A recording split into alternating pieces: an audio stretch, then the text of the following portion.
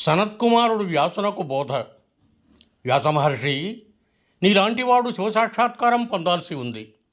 ఇంతకీ నువ్వు ఇక్కడ దేనికోసం తపస్సు చేస్తున్నావు అని అడిగాడు సనత్కుమారుడు.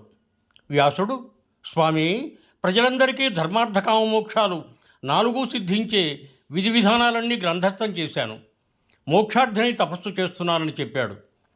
దానికింత చింత ఎందుకు?